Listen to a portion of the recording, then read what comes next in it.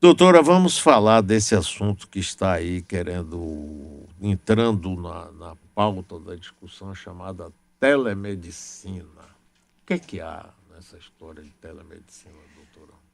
A telemedicina é uma realidade, né? A tecnologia avançou muito e a gente não nega em relação à importância dessa ferramenta, desse instrumento. E reconhecemos também a importância de normatizar a telemedicina. Essa assistência à distância é preciso mesmo que seja regulamentada. Nossa resolução anterior era de 2002, né? Embora ainda traga conceitos que conseguiam regular minimamente a atividade, mas tem alguns avanços que já precisariam ser incorporados, né? A polêmica veio com a publicação da resolução e o que a gente entendeu que não foi bem discutida antes e traz algumas fragilidades. Essa resolução foi do parte do governo, do Ministério da Saúde, como é? Não, foi do próprio Conselho Federal de Medicina que publicou essa resolução. Mas por uma falha na comunicação, eu diria assim, né, para não levar para outros lados que têm circulado, mas assim, por uma falha da comunicação, essa resolução não foi amplamente discutida, nem mesmo com os regionais. Então, trouxe uma série de questões que a gente não tinha nem como responder, né? Dificuldades de fiscalização, porque são os regionais que fiscalizam a aplicação das normas do Conselho Federal. Então, houve realmente uma movimentação da categoria médica contrária a essa norma. Essa coisa, a senhora fala aí da telemedicina com um avanço natural, né, da tecnologia. Eu me lembro, inclusive, havia um pioneiro aqui, doutor Maurício Nunes, não é, ele começou ali numa clínica que ele tinha ali em Ondina, onde ele fazia telemedicina, inclusive eletrocardiograma que você podia transmitir, né? Ainda no primórdio dessa comunicação, que era uma coisa ainda muito instável. Essa telemedicina hoje avançou ao ponto de poder suprir a maior parte da relação médico-paciente?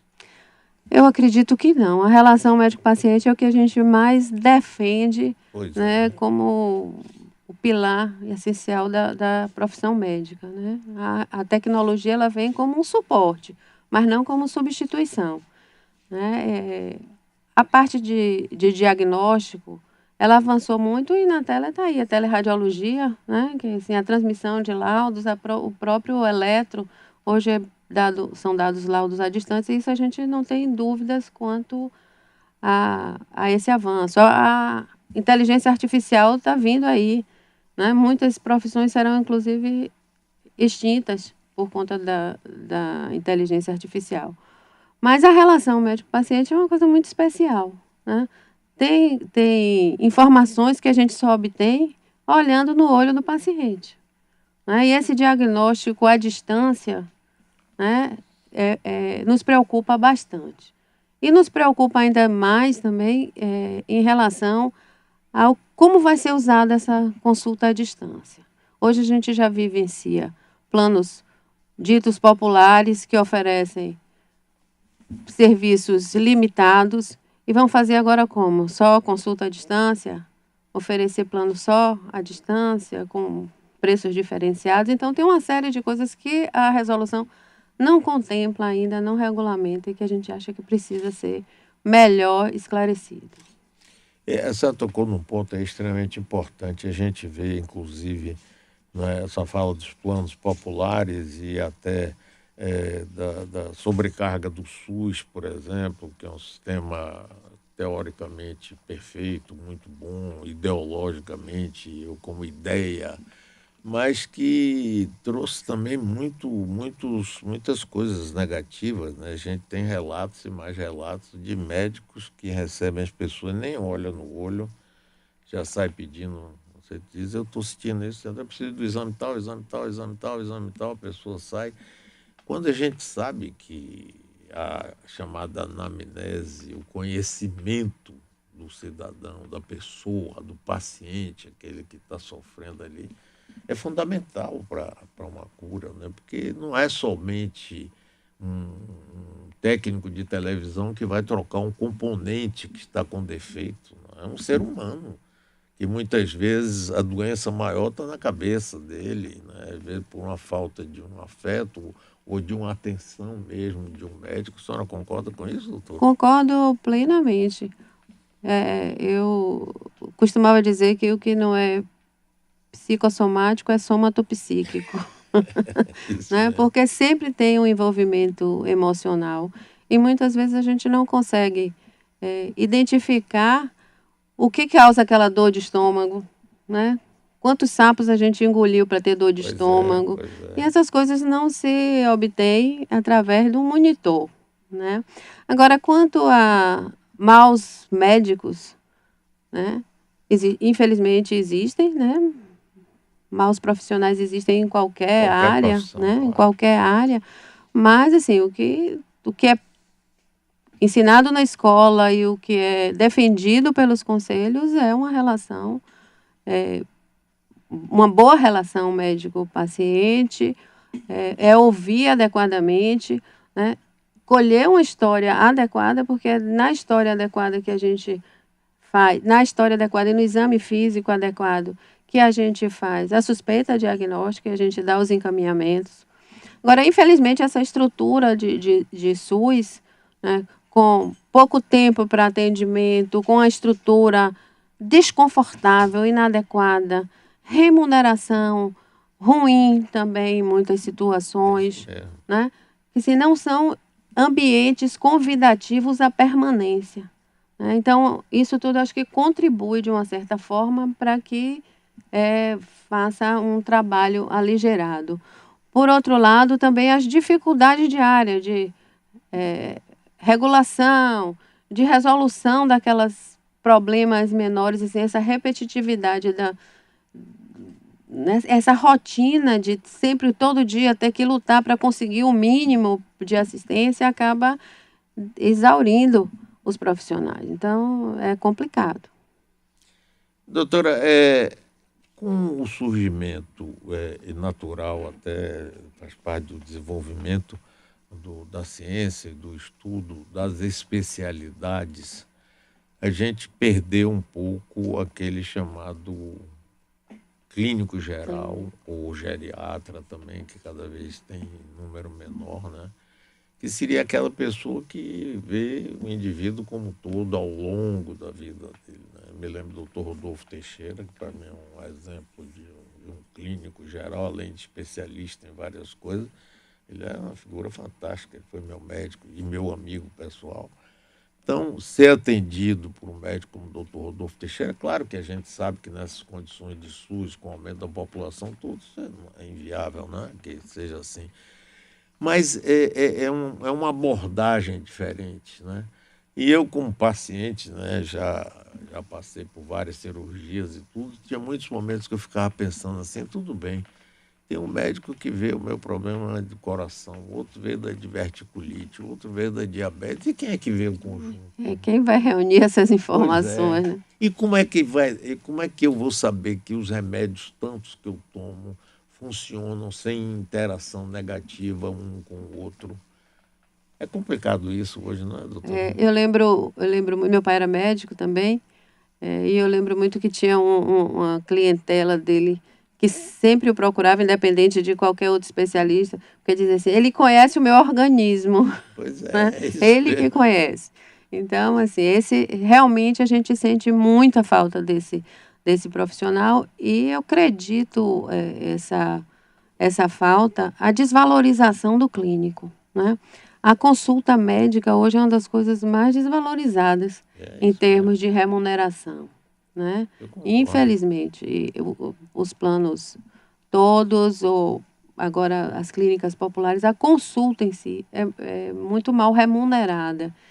E, infelizmente, para se manter também, o médico precisa infelizmente ou felizmente, né? Precisa de ser adequadamente remunerado para garantir a sua qualidade de vida. E aí existe uma migração para especialidades que têm procedimentos, né? Precisa de um movimento que valorize no SUS a atenção básica, né? Que faça desses profissionais a linha de frente, de fato, né? Com qualificação e com condições de trabalho adequadas. Então, eu acredito que aí existiria um resgate. Não, está certo. Agora, esse é um processo longo, né? Que a É. gente vai ter que viver com isso ainda, né? Até que o país tenha condições de dar as necessidades, né? De uma forma adequada para o profissional médico que estuda há tantos anos, que se dedica, que é uma profissão que exige bastante. A pessoa precisa ter uma vocação para ser um bom médico. Não é médico, qualquer um pode ser que queira estudar, mas vocação, porque eu acho que a medicina, para mim, é muito doação também. Não é? A pessoa dizer assim, eu gosto do que eu faço, eu gosto de conversar com as pessoas, de atender, de tirar o sofrimento delas ou de compartilhar suas dores. É pré-requisito gostar de gente, né? Pois é. Ter que lidar com pessoas. E o trabalho no CREMEB, doutora, é um trabalho que silencioso, assim, mas que tem corrigido também, ajudado muito a melhoria do desempenho da medicina, não é? Nós acreditamos que sim, né? Tivemos, inclusive, queda no número de denúncias. O Conselho tem um trabalho, tem atividade fim, né, de normatizar, fiscalizar e julgar, né? E nós temos um programa de educação continuada, e são vários seminários, várias reuniões que a gente faz e oferece gratuitamente aos profissionais. E, nesse sentido, acho que a gente tem conseguido alguns avanços, né? Mas o processo educativo tendo conseguido reduzir demandas. Agora, doutora, a senhora acredita que essa resolução do Conselho Federal de Medicina poderá ser revista mesmo, atendendo esse apelo? É a nossa expectativa, né? Ela tem inúmeras fragilidades, é extremamente difícil de ser fiscalizada pelo Conselho Regional. Ela traz questões, exemplo de citar aqui que a telemedicina pode ser feita na outra ponta com um profissional de saúde, sem especificar exatamente qual profissional de saúde, e abrindo uma brecha perigosa, né, para que coloque profissional não qualificado na outra ponta e não médico, né, que o que até então a gente defende é que seja de médico para médico, né, exceto, claro, em algumas situações de emergência, resgate, em alguma coisa, mas o que se preconiza é que seja de médico para médico. E nós tememos que essa possibilidade, inclusive, seja utilizada para baratear a saúde de uma forma inadequada, né? Substituindo o médico por um outro profissional, né?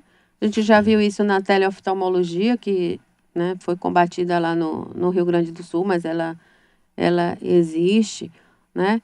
E colocar profissional assim, despreparado e não médico para atender, né? E também nos planos, como falei, né? A resolução traz uma definição de áreas remotas. O que são áreas remotas aqui? E por que não estruturar? Por que uma pessoa de área remota não tem direito a ter acesso a um médico presencial, só vai ter direito a um monitor, né? Traz questões de segurança, de rede, que são extremamente caras e que inviabiliza a atividade para muitos médicos, pessoas físicas ou pequenas empresas. Ela favorece muito os grandes grupos, né? Enfim, tem muitas fragilidades. Então, a nossa expectativa é sim que o Conselho Federal retire essa resolução e coloque em discussão para que possa atender, né, minimamente ao que a classe espera. Eu estou conversando aqui com a médica doutora Tereza Cristina Santos Maltês, presidente do Conselho Regional de Medicina do Estado da Bahia, o CREMEB. Outros conselhos regionais do Brasil também estão com esse mesmo propósito, tentando essa mesma coisa que aqui da Bahia vocês estão fazendo? Olha, os 27 conselhos se posicionaram contra, os 27 regionais, contra a publicação da forma que foi feita, né? Reiterando que nós não somos contra a tecnologia, nem somos Claro. contra a normatização, mas a forma como ela foi aplicada. E essa norma, do jeito que ela foi escrita, para nós não está adequada. E esses 27 apelos ou posições já foram colocados para o Conselho Federal, mas eles ainda não decidiram nada. A decisão do Conselho foi abrir um prazo de 60 dias para sugestões que eles admitem analisar e, se entenderem cabíveis, implementar nessa resolução. Mas nós achamos que são muitas as modificações que precisariam ser postas, então continuamos defendendo que retirar essa resolução e refazê-la do início seria a melhor proposta. Muito bem, doutora Tereza Cristina Santos Maltês, presidente do CREMEB, foi um prazer receber a senhora aqui, viu? Parabéns aí pela luta do CREMEB, parabéns pela senhora na presidência e espero que tenha um sucesso agora mais nessa batalha. Mais uma